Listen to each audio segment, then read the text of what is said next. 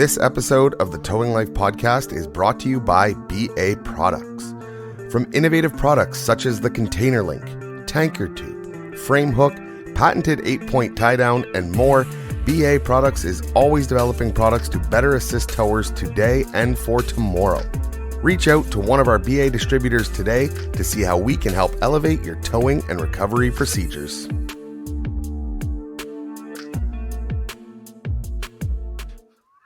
I know, we talk good about their shit and they don't send us anything. Yeah, you've learned you have to talk smack about it. Hey, if that's what gets the job done, I love talking smack. You just like talking smack, regardless if you get free stuff or not. I just like talking. Yeah. Evident by this podcast. Yeah, exactly. That is the point of this podcast. Yeah. Sarah, you want too much structure for this fucking show. I know. Should we start with light? I like structure too. Don't take it out on her. You're the only one who's wild and crazy around here. That's fair. Just because we got a big schedule for this week's part. Yeah, we do. I'm losing my voice. I've been shaking hands and kissing babies at Ribfest all weekend. I have no voice anymore. Really got to stop kissing people. Yeah, especially babies. Babies are gross. Babies are gross. Children are gross. Disgusting. Oh, that'll be a great intro. Give a round of applause for Streamlabs or StreamYards. Finally figuring it out. Yeah. Congratulations, StreamYards. Not a sponsor of the show. Should be. I'll reach out. Watch, they just watch this and they're like, yeah, we know. Yeah, we fixed our stuff. We're good. We're good that way. Well, I mean, it's saved in their database, so I'm assuming they would probably have a back door to watch anything we put on here. Oh, they don't want to see the side videos I'm making.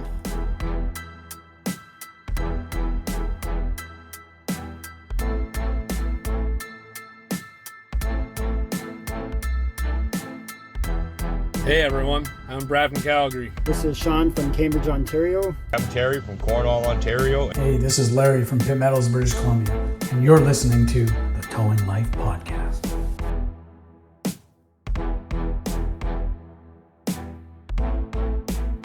Welcome to the Towing Life podcast, where the ditches are deep, the trucks are loaded, but the drivers are not. I am your host, TowManG, and as usual, I am joined by my co-host, Mr. PlainGuy, and also wonderful producer, Sarah. Oh my God, that was awesome. You pre-scripted it and still almost messed I it. looked over at my script and then I started reading the old one. I was like, I should have deleted that. Oh, what is going on, G? What is going on? Sarah, how are you guys today? We're Nobody's both good. there? Everybody talks I at was once. going to let Sarah go first, be polite, but, I don't know about you guys, but it is hot in Ontario. It is hot. It is hot. I am so tired of hot, stinky customers. They are more often than not. Lately, it seems to be the case. So I'm hoping this heat breaks soon and we can get back to some normal weather. Gee, I know you feel me. Sarah, we're going to start playing a game. Where in the world is producer Sarah? How you guys been doing? I can tell you it's really hot down here too. Okay, and perfect. Humid, so humid. The coast people don't understand humidity. We need to explain it to them. It's like it's hot and then throw a wet blanket on hot. That's pretty much what humidity feels like. You move here and you're like, how do they know what it feels like? Well, the actual temperature is, let's say, 35. But then once you get the moisture content piling on top of you, it feels like 47. Yeah. And deodorant antiperspirant is only rated to about 38 degrees, I'm thinking. The way it's been, and it seems in some of the inventions and at I've that temperature, it only lasts for about 2 hours. Yeah, exactly. It's not a good time for a fat man out there. Yeah, absolutely. So before we get too far into it, as usual, if you guys have any questions, comments, concerns, anything that you want talked about on the show, mentioned, just random topics for us as well, you can visit www.towinglife.ca. You can also find us on Facebook at the Towing Life Podcast. You can email us directly at thetowinglife@gmail.com. And the phone line is still there. I haven't tried in a while to see if it works. 249-666-2209. You can leave a voice message that we can play on the show. So get that all out of the way. We want to hear from you guys. There's been some great conversations, some new listeners that have been coming up through the Facebook messages going back and forth. It's been great. So we appreciate each and every one of you listening week in, week out, and also messaging us on the page or through the We website. have people messaging us now that won't probably see this episode for a couple weeks because they started at the beginning, and now they're trying to get through a year backlog. I like those. We get the, hey, you should do an episode about this. What episode are you on? 6. We did an episode about that. You wait, it's coming. I won't tell you where because I can't remember when it was, but it is coming. So you just keep listening. You just keep bumping up our download numbers, and you will eventually get the topic that you were looking for covered on the show. So you remember last week when I was talking about the availability of green lights in a beacon, like in a light bar for a tow truck? Oh, yeah, that one province that I refuse to name now by name that decided to go green when everyone else was going blue. Yeah, I remember that conversation. Yeah, but you remember how I brought up the availability might be an issue, and you're like, that's not a worry at all. Well, I think it might actually be a worry out in Alberta because we got an article today about the blue lights in Alberta are having a little bit of hiccups. There's been an operator who's actually gotten a fine for using blue lights improperly. And we do have a video from CTV News to show you guys today. And we're going to mute ourselves and let it play. And you can form your own opinions, but we're going to talk about it afterwards. It has been nearly 3 weeks since the province rolled out a pilot project allowing tow trucks to add blue lights. A trial the association representing Alberta tow companies says was set up to fail. As Amanda Anderson reports, it says 90% of tow trucks aren't actually involved. Every call for help tow truck operators respond to on the side of the road puts their lives at risk. It definitely brings back a little bit of the trauma of the situation. It's scary to think that I was only this far away. A semi-driver recently hit Justin Davis's truck during a call. It's the type of incident the industry hoped a pilot project letting drivers use blue and amber lights would help prevent. I've noticed that a lot more people are starting to slow down and move over. People can see us from further away. Association President Don Getchell says 5 days into the program, an operator was given a warning for misuse of a blue light while at a call. That's very disheartening. It just seems like that just defeated the whole point of this program. Getchell says the program states the blue light must be on the roof, but also says it can be used in conjunction with the amber lights. That's what I have here, is amber lights in conjunction with my blue lights. But I come to find out that they only are allowed to be on the roof. He says that means the program is useless for 90% of Alberta tow trucks. So this truck is also not in compliance because they're not roof mounted. They're mounted on a light pylon or a headache rack, as most people would refer to it as. A spokesperson from the Alberta Transportation Minister's office confirmed in an email blue and amber lights can only be used on the roof, saying the department will continue to work with industry partners. I would love this to be allowed. I don't see how we could be mistaken for law enforcement. The fact that it is blue and amber is very distinctive from blue and red. Getchell is not just frustrated with how they're allowed to use the lights. We're still needing that extra step, that education and that enforcement.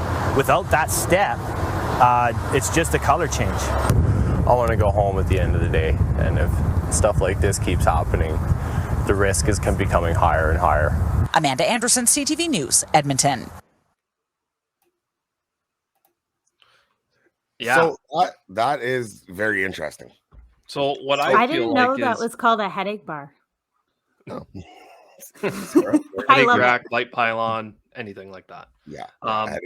What I think is you see this all the time, not just in the towing industry, is when you write something down, it doesn't actually translate properly into the real world. So they said roof mounted. Does that mean the highest point of said vehicle or directly on the roof? Well, it's written down as directly on the roof, but I think they meant to say the highest point of the vehicle. So that gets rid of your strobe lights in your grill, your little flashers on your tailboard. They only want blue and amber lights on the top of the vehicle. Well, technically, having it on your light pylon, back rack, whatever you want to call it, wherever you're from, is against the law, apparently. But he makes a valid point on there. And that, why is it even roof mounted, period? He is right. Blue and yellow lights are very distinct. Like, they don't look anything like blue and red. It's not like you're running a blue and, I don't know, purple, something that could be interpreted for red, unless you're colorblind, I guess. Maybe I don't know if you can go from yellow to red. and see it that way. But for the most part, it's like I said, it's not impersonating enforcement if it's nowhere close to the same color pattern. If you were running only blue, sure, I can see how that could be a problem. Blue and amber is nowhere close to blue and red. It shouldn't matter where that light is mounted. It should be a matter of that combination together is okay, which if you've seen in, the audio listeners wouldn't have seen on his pickup truck that he was referring to. I have it in conjunction with my ambers. It was a blue light on one side, an amber on the other side, alternating wigwags. So you're never, you know what I mean? There should be no confusion on this, but I think you are right. It comes to the point of you write something down and it works in theory. It sounds good in theory until you actually put it into practice. Well, I think that's where you find the flaws. I think, like, in part of the video, I'm sorry for the audio listeners, in the clip where they showed the two MTO for us, the commercial vehicle enforcement trucks pulled over on the side of the road with the tow truck in front. It looked like the truck was pulled over towing something with dollies. Now, I'm not sure if that gentleman who did get charged was driving down the road with his beacon lights on, or if he was loading it on the side of the road and they stopped and gave him a ticket. Because if he was driving down the road with his lights on, I could see where there's some issues there. And I'm not sure if that's written in the document or not. Yeah, depending what the law is in Alberta. Yeah. I mean, I like the fact that we're getting these blue lights. Do I like that it's a headache and it's confusing to people? No, because some guys will be like, well, I'm not 100% sure. It's not worth the risk, and just not put them on their truck. Yeah. Why is the placement such a big deal, though? That's what I don't get. So in BC, they tried with blue lights and they tried with blue lights, and the chief of police said no to blue lights. People are going to mistake tow truck operators with the police, which sounds ridiculous to me because they were asking for blue and amber, just like Alberta's done. Mm-hmm. And then a couple of operators I talked to on Vancouver Island had figured out that nowhere in the law did it say you couldn't have rear-facing red lights. And so that's what they went and fixed on all their blocker vehicles, all their trucks and everything. They had rear-facing red lights, and then they were actually stopped by CVSE and fined for that and went to court and turned it. I actually don't know where that ended up. But what really baffles me is why the placement is such a big deal in the first place. Like, you can't confuse or amber and blue with the police or any other emergency provider. I get not having front facing because I spoke to someone and they said, oh, the police are worried that tow truck operators are going to attempt to pull someone over, which I guess seems crazy to me. But if you want to eliminate that, sure, don't have front forward facing lights, but why not rear facing lights? And why can't it be up on that light pylon? Like, why? I don't think when it was written, it was intentionally put out to be harmful in that way and just go as I think it was how it was written out. And we've seen this, no offense to the government, but how many times where, they put out legislation and, oh yeah, no, this sounds good. And then there's always big mix ups and, oh, we forgot this. We didn't take this into account. I think it was the same thing here.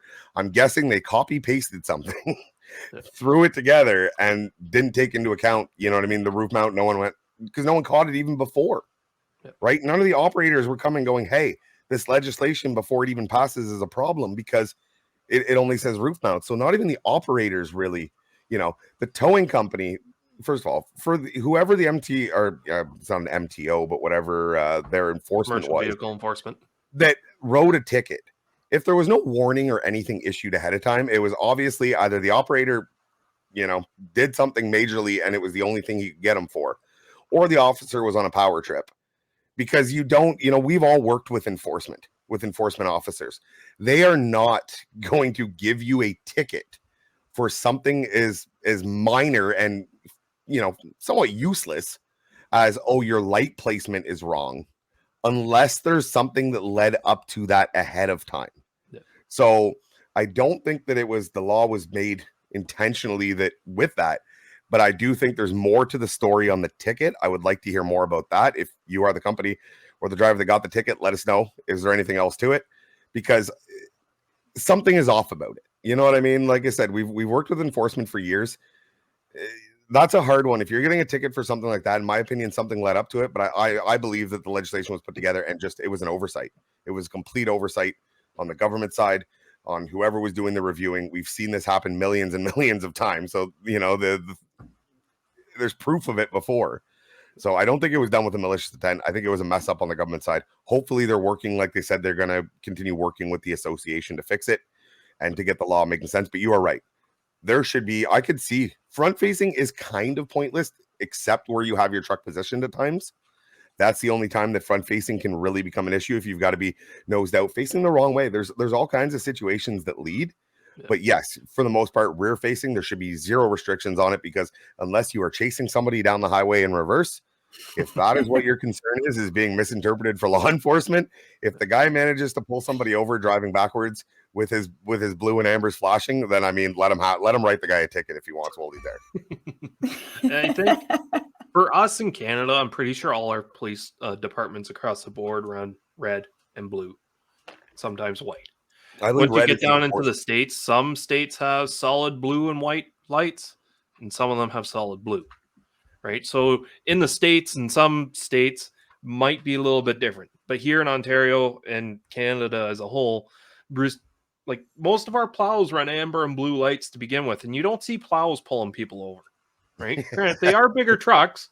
They are bigger trucks, but we got heavies out there, right? You can come in on like head on with a snowplow, let's say in the wintertime, and a heavy wrecker with their lights on. I think it would be kind of hard to distinguish them. But what's the matter? Like, it's a snowplow to a tow truck. Having a front-facing blue light isn't really that big of a deal. I think the concern, G, is mainly with the smallers, not with the heavies. Yeah. I truly believe it was smaller, because especially, don't forget, we are talking Alberta. We are talking land of the trucks. Yeah. Right. I'm sure that police departments aren't driving around like they do around here with Ford Taurus all-wheel drives. They're driving around with, there is a much bigger truck fleet in that area. Yeah. So I can see where that, you're not going to get confused by a heavy rolling down the road. A Ram coming up behind you that you can't tell from the front if it's a 15, 25, 3500. Yeah. I could see where there could be a little more worry for concern. But again, blue and amber is nowhere near red and amber, or red and blue, you know, especially in the province of Alberta, especially in most of the Canadian provinces. This is just somebody messed up, somebody dropped the ball, and, you know, it's going to take time to work out the kinks like any pilot project. It's never going to be perfect. That's why it's a pilot and not the gospel. Put it in the law to where tow trucks, it's against the law to drive down the road with your beacon lights on. Absolutely. Oh my God. Sold. Toronto would make the revenue back for the year budget in a week. Yep.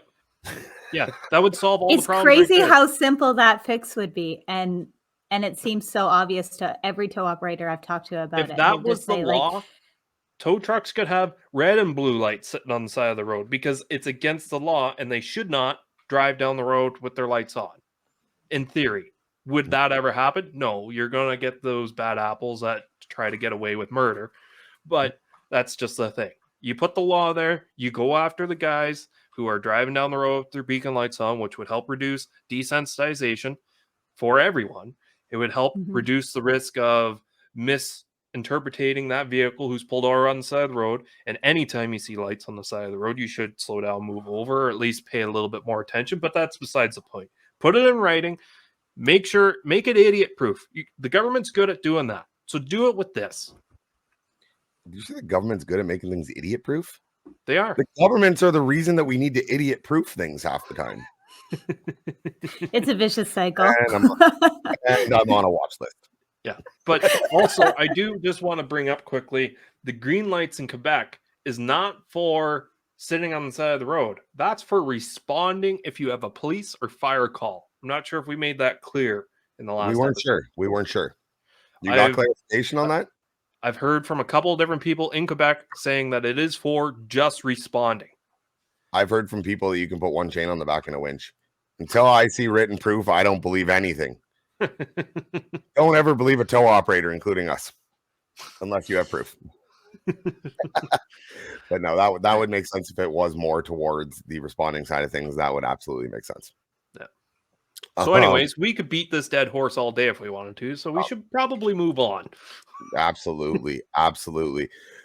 Sarah does have, before we get too far, we will get it in this way.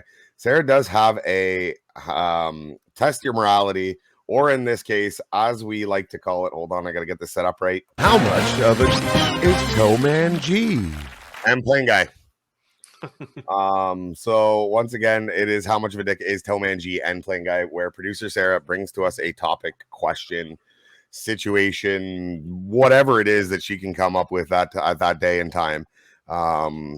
We don't know what it is. We purposely do that way. She comes up with it on her own so that you get a true reaction to what we think about it, and really put us on the spot and make sure we don't say anything stupid without getting a chance to think about it first, which is what I'm good at.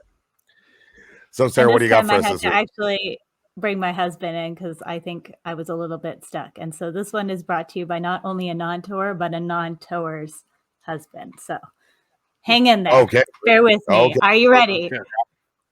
I'm ready. Okay. So a customer calls you up to ask what you would charge for a specific tow job. When you tell them, they launch into a complaint about how your competitor charged them 3 times as much, and they have plans to take legal action against that competitor. They want to use you as a statement for proper towing practices. What do you do? Ooh, that's a good one. That's a good one. So providing that we didn't know that, again, he calls you up, hey, how much is it going to cost to do this? And you give a price, right? It's not, hey, you know what I mean? I had your competitor towed. What would you charge for it? Yeah. Those are two different, very situations to handle, right? If I know ahead of time that it is what my competitor charged, I'm still giving my regular rate. My rate is my rate. Yeah. If my competitor was able to charge 3 times, good for him, right? No objections. As for using me as a reference for any sort of court case, bye. Thanks for calling. We're not required to by any means. And nowadays, and especially in Ontario, there is laws regarding the fact that you have to get approval and sign off on a written estimate before providing the service. So if you did that and the rates were that high and you were regretting the bill afterwards, too bad. You know how many things I have bought and paid for and found cheaper later on? Does that mean that the company that I bought it off fleeced me? No. It means I was willing to pay this amount for this service I received or product. I received the product or service, and now I'm having regrets about it. Well, that's life. Maybe do a little research before. So what would I tell the customer? Yeah, these are our rates. Hey, next time you have a situation, give us a call if that's how you feel. Call around, do your research. Yeah. As for throwing my competitor under the bus for that, I actually give him kudos for being able to charge whatever he thought was fair based on his equipment, based on his operating costs, and good for him. It's about time somebody actually makes a profit. That'll snowball us into the next topic pretty good, I think. Yeah. But yeah, I'm in the same boat. The only question I got, do I actually perform the service, or are they just calling for a quote? So they've kind of launched attack on you as they've gone under the pretense of we want to give us a service, but then they're like, oh, that's the price, and they were ready to have an attack and be like, oh, well, your competitor charged me this much, and so they were setting you up. Yeah, like the service has already been performed, the bill has already been paid by your competitor. They are just using you as a reason to get mad at the other company. Yeah, exactly. The only thing that I would really do is I hope you've got a recorded phone line, because then if they do come into a court battle or whatever and they try to drag you into it, you can just say, under the pretenses you've got the recorded phone call, right? You can say, well, they didn't call me and ask me if I charge more or less. I just gave them a number, which is my rate, which is on my rate sheet, and you can bring in your rate sheet or whatever the case may be, just to cover your butt, because you don't want to hinder them, but you also don't want to be on their side. I'm all for protecting other companies in the industry, but you also got to call it when a spade is a spade. If they're grossly overcharging, then they should get what's coming to them. But I don't want to be a part of that.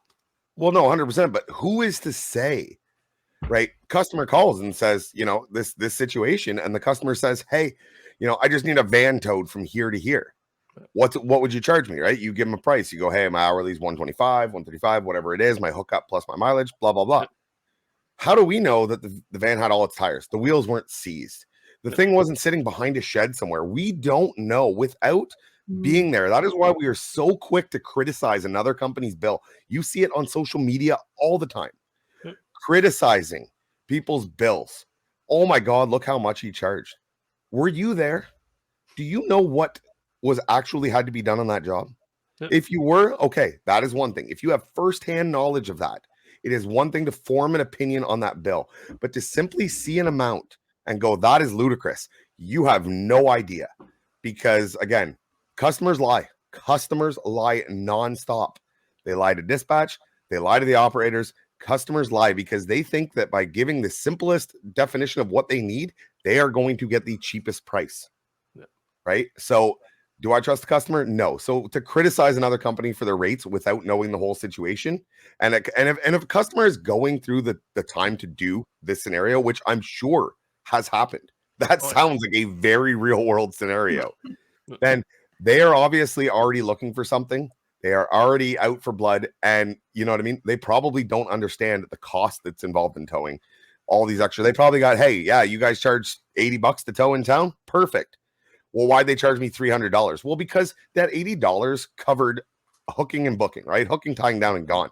It didn't include having to move 3 weeks or 3 years of yard furniture out of the way to access it. It didn't include having to winch it 50 feet to get it to the driveway because it's actually in the backyard. It didn't include all these things. Yeah. So of course there's going to be a higher cost, but the customer is just going to tell you, I just need a price for a van, move from here to here. They'll never get into the details. They think it'll save them in the long run. All it does is adds to a higher bill whenever we actually show up, and makes quoting hard.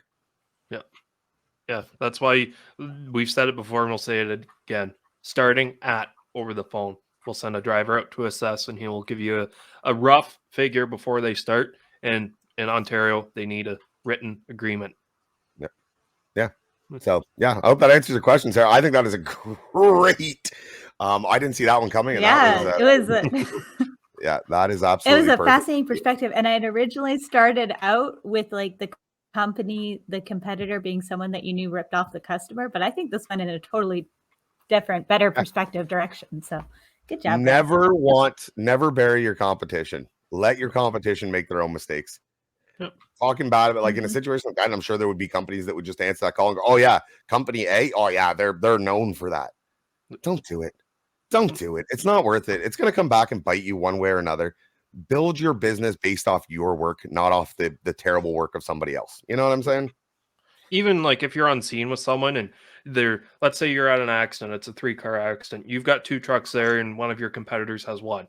And the person who your competitor is going with comes up to you and starts asking you questions. Always just reassure them. Say, yeah, Billy, Bob, Joe, he'll take good care of you. I'm sure he'll take good care of you. And just leave it at that. Don't try to swindle him out of the business. He's got to eat. You got to eat. You've got your work. You're taken care of. Let him have his, right? Exactly. If they're not happy with the service, next time they'll look elsewhere. Our industry, yeah. Well, that's it. Like I said, this customer, that's why I would tell that customer, hey, next time you need it, give us a call. Let us. But I'm not saying his bill was wrong. I don't know. This is what my rate would be, starting at, like you said. And you have to protect the industry. I'm not saying protect your competition, but protect the industry and the integrity of the industry. And by doing that, you'll build good relations, and hopefully you'll build a successful business and hopefully a good customer base, right? Talking bad about people gets you nowhere. Honestly, in my opinion, how many tow guys have you ran into before will come up, hey, yeah, I used to work for these guys. Oh yeah, they're assholes. They're this, they're that. I just lost a lot of respect for you. I have competition in our area that has been fierce for years. They're doing the best they can with what they have. They might not have the exact same equipment we have. They might not have the same costs associated with the equipment we have. Therefore, their rate might be different. They might not also have the training and everything, but that is up to them. That is their business structure. It is not for me to belittle. It is for me to show up to my calls, show why we are the company that we are, build that customer trust, build that, you know what I mean, that involvement in the community, and build my business. It is not going to be built on shitting on somebody else. Brotherhood of the industry. Let We hear them it a dig million. their own grave. No, exactly. Never interrupt your competition while they're making a mistake. Let them make their mistake. Just do Great advice. That's like Napoleon or somebody. That's a quote from some historic quote. I don't remember what it is, but yeah, we've used it a lot. For innovative products such as the container link tanker tube frame hook, patented 8-point die down, and now the air bar, BA Products is always developing products to better assist towers today and for tomorrow. So reach out to one of our BA distributors today and see how they can help elevate your towing and recovery procedures. I have said it before and I will say it again. If you don't have a piece of BA equipment on your truck, get out of here. Head over to BA Products, BA Prod, that's BAPROD.com today to find one of their vendors and look at the catalog. It is like a kid in a candy store. You will want everything. Well, I will take one of each. I legitimately could. I have gone through their magazine, their catalog multiple times, and I will take one of each. BA, if you were listening, A, thank you for sponsoring the podcast. We appreciate it. And 2, I will take one of everything. Please send it on over. Ontario, especially Toronto. We love to shit on Toronto. They have a lot of weird things going on. They're the ones driving down the road with their flashing lights on all the time that these tickets would. I'm telling you, it would pay the police budget alone if they started cracking down on that law. If it is a law in Toronto, it's one of those 8 different people have 8 different opinions on it. Insurers, and the municipality clash over an 87.5% increase in collision towing fees. Insurance Bureau of Canada, IBC, is expressing serious concern. Oh no, they're serious. After Mississauga, Ontario's City Council approved an 87.5% increase to towing fees for consumers who need a tow to a collision reporting center. So what it is yes, there is in certain cities within Toronto, and there's many cities in Toronto or regions. I don't know what they actually classify them as.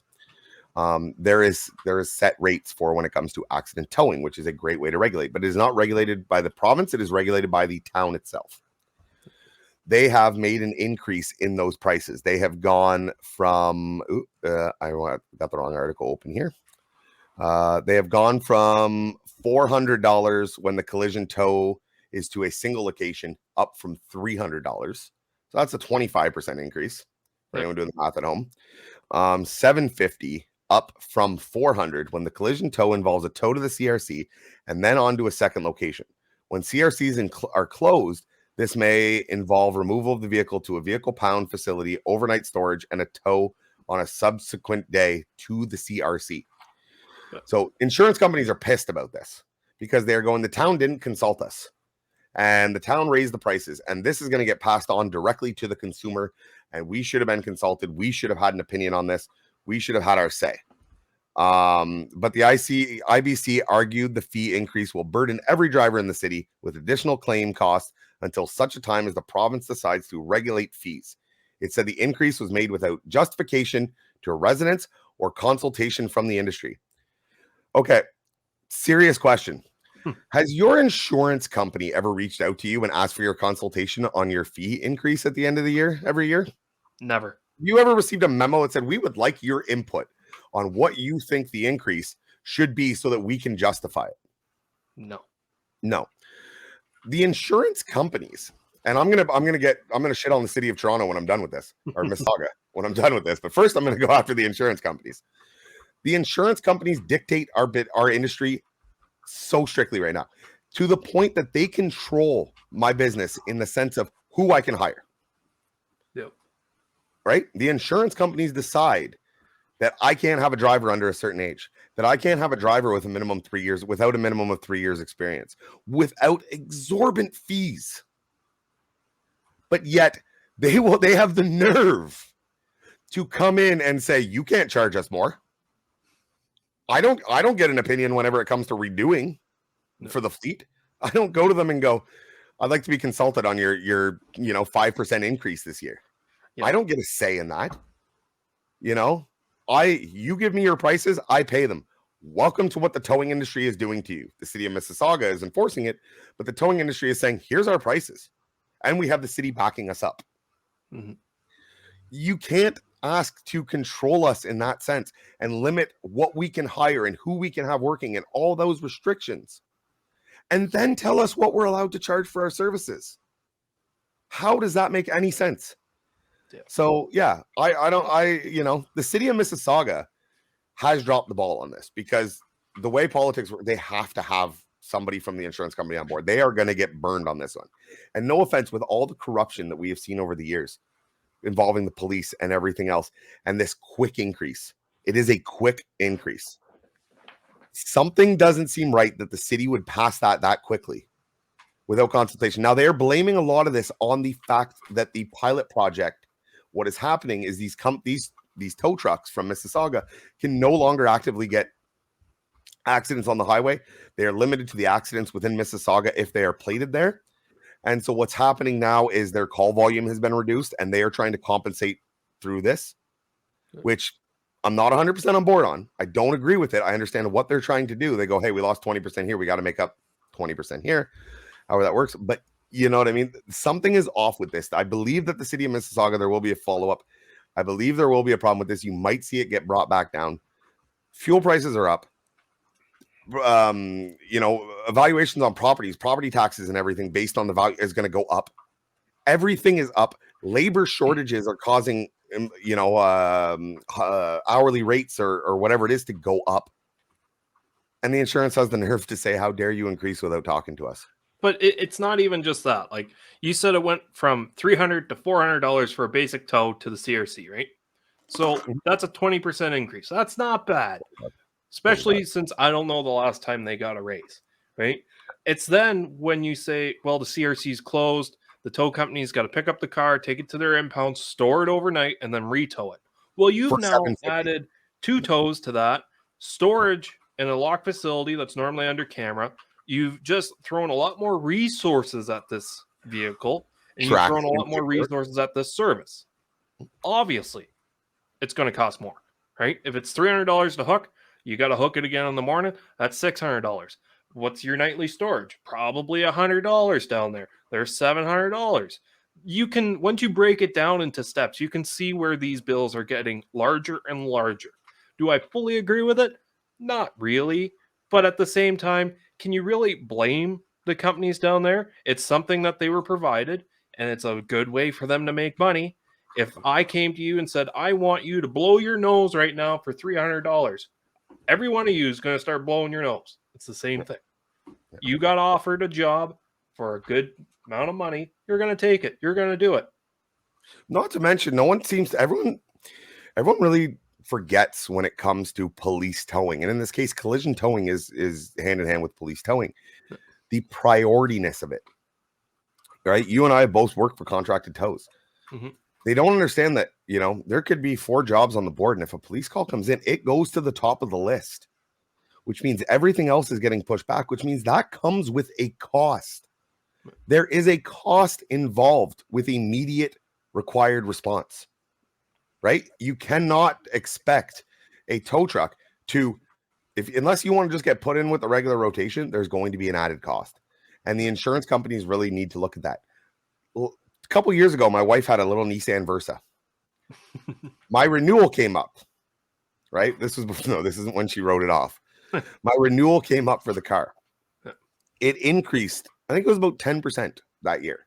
Oh. And I called the insurance company and I said, why are they increased? Well, we redid the safety rating on the vehicle. It's not as safe. Therefore, that's how we justify the increase in the premium. I'm like, it's the same car it was yesterday. Yeah. It's a day older today. Yeah. But, again, that's your justification. Okay. Why did, you want us to justify the price increase? $2 a liter in diesel. Done. I don't need to justify anything further. Your 15% increase on my company premiums that you threw at me last year, that'll go into it too. My restriction on my hiring pool. There's my justification. I worked for a company. It was a smaller company, and to insure me for 1 year driving a single truck was an added $14,000 a year. Just for one driver, for one truck.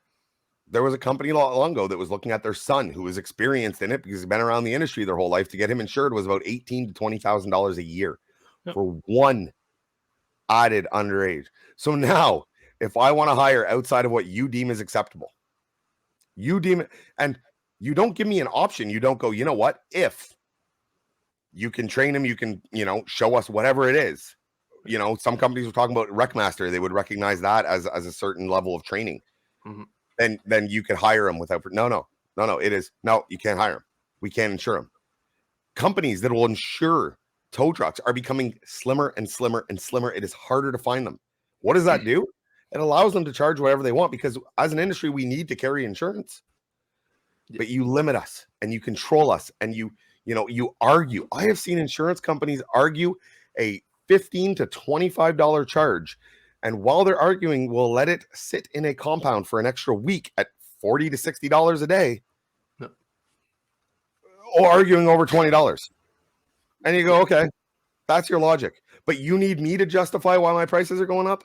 How about the 8 phone calls it took between the time you originally called asking about the loss of this vehicle to the time we actually set up to have the vehicle picked up with payment? Where that should be a simple one call. Here's my prices. Here you go. This is our availability. The truck's there whenever it's there. Instead, there's 8 phone calls. So now I've got extra admin cost.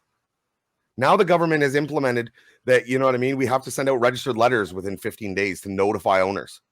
That's extra admin cost. All these costs that we are being, and the insurance company goes, how dare you? How dare you charge what you charge? Get out of here. That's all insurance is gambling that you're going to have a wreck. Like, I bet you I'm going to write off my truck this year. The insurance company goes, I bet you won't. And they take your money. Right. And I get how many it. of you guys actually make claims? They won't because our That's insurance what's actually going to be my question.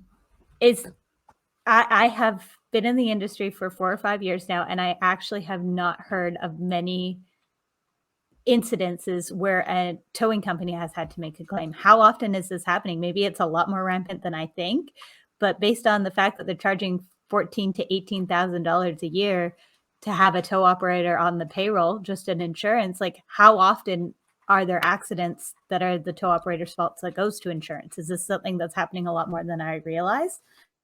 It's not, to be honest with you. Most of the times, if your company truck hits someone in a parking lot, you take care of that yourself. The only time you really get insurance companies involved is if you're going down the road, something happens on the roadway, and the vehicle's destroyed. Like the other vehicle is written off or has got heavy amount of damage. I know a lot of companies will pay out of pocket $10,000, $15,000 just to fix that other person's car and deal with their own asset at a later date. Well, yeah, because do not go through insurance. Yeah, because the deductibles sometimes can be up to $30,000, $40,000, $50,000. Yeah. So at what point do you even bother putting? I wonder what the comparison is. Like, what do truck drivers pay in insurance? Or is it? I believe they're another high one. I believe. Okay. I'm gonna look out. What I'll do is I'll reach out to somebody that I know within the trucking industry that's got some trucks and see what it's like for their structure. Because don't forget, insurance is, like you said, G. It's gambling is what it is for them, right? It is evaluating risk. It's less of a gamble because it's based on statistics, but it's still a gamble. They look at, right, you go to insure your car and they go, okay, you drive 20 to 40,000 kilometers a year. These are the chances. This is the neighborhood you drive. This blah blah blah blah. They do this calculation. Don't forget, whenever you're driving a tow truck or any commercial vehicle, for that most part, they're not insuring you for that same $20,000 to $40,000 a year. We're talking 100,000 kilometers a year per unit. Right. So anytime, just like the more cars that are on the road, the more chances of tows being required, the more that a tow truck is on the road, the more the likelihood will continue to increase that something is going to happen. Mm-hmm. And with the value of these trucks and with the value of, like the risk involved with the business overall, of course, the chances of payouts are going to be higher. But a lot of companies, out of fear, unless they need to, because of they don't have the available financing, whatever it is, we are trying to never put a claim through. I have seen so many claims, like you said, get paid out privately to avoid an increase to the already high insurance company. So we are just, keep throwing it out there until it's so major or so bad of an accident at one point that absolutely, you need to get your insurance involved, and you need to, it's financial assistance almost at that point. Mm-hmm. Hey, I pay you this much. I need something back out of it. So yeah, I don't believe I'd like to see the numbers on it. I don't know if we can find them. That might be a nice project. What is the average payout or average frequency, whatever it may be for, Ontario at least, and break it out by province. But I'm willing to bet it's lower than expected. But the insurance doesn't look at that. It's the risk involved, right? It's risk management, and they go from there. And So I want to talk about this briefly. Any cost they give us should go right back to the insurance company, because at the end of the day, the insurance company is one of our biggest clients for the most part. So maybe don't if they had 2 cents to rub together, or 2 cells, they would sit there and go, let's maybe not increase on the guys that are, going to write us all of our bills. One of our biggest expenses, probably a good 30% of our expenses, because then you've got the repairs and everything else, is the towing companies. Maybe, just maybe, we should, think a little bit more whenever we're doing these increases and make sure they are fully justified like they want us to do. So I do want to talk about this briefly because I think it works pretty well hand in hand. I know we're getting a little short on time, but Ontario passed as of July the 1st a Class A restriction based on manual transmissions, right? So if you go and do your A test in an automatic, you cannot drive an 18-speed Peterbilt, let's say, right? So it limits your hiring pool even more depending on the equipment that you have, right?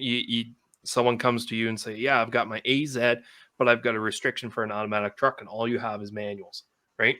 You can't hire him because he can't legally drive yours because he has that restriction on his license. Now, is that going to lower insurance costs because now technically they're more skilled, or the workforce is divided? Are they going to bring out new premiums for automatic trucks compared to standard trucks?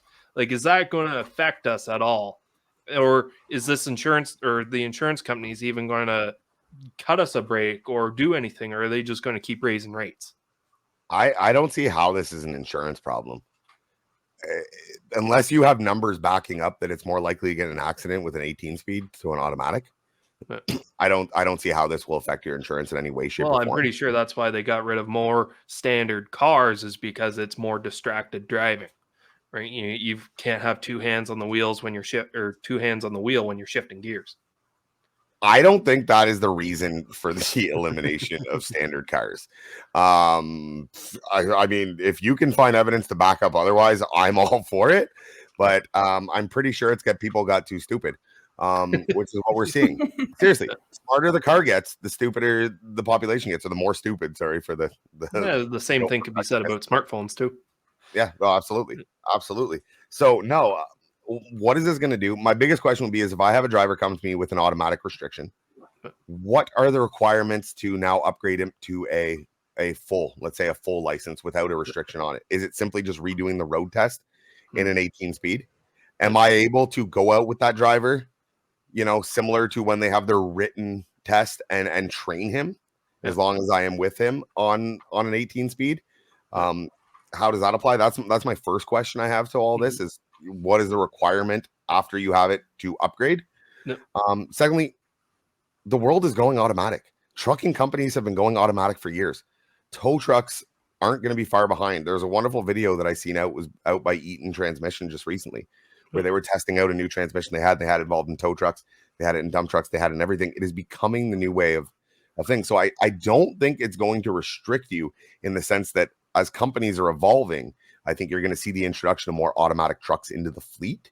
Yeah. And as long as there is a fairly simple upgrade option. Now, this only applies to A licenses in Ontario, which is a Class 1 everywhere else. Yeah. It is all it applies to. It does not apply to your class. I think it would be a 3, which is a D license in Ontario. So most of the guys are running, unless they have trailers in the towing industry. Most of your heavy wreckers in Ontario at least can run with a D license. So it shouldn't affect a lot of the industry. But I think this is the prequel. It's coming to all licenses, which I think it is a much needed. You cannot, get an automatic, do a test in an automatic and not know anything about it, and then all of a sudden be sent down the highway in a, you know what I mean, with the weight of these units in a standard truck. No, I know what you're getting at. Yes, I did it. If that's what you're getting at. Well, no. It's not even so much that. I want to get a little off topic here, but I was talking to Sarah before the show, in that there's a lot of loopholes in everything. Right. I can go out and get an A restricted, an ARZ, right? So I can drive a straight truck with air brakes as long as the trailer does not have air brakes. I can do that test in my pickup truck, a 3500, with a gooseneck trailer, as long as that trailer has a weight capacity of over 10,000 pounds. So you can put 10,000 pounds on the trailer.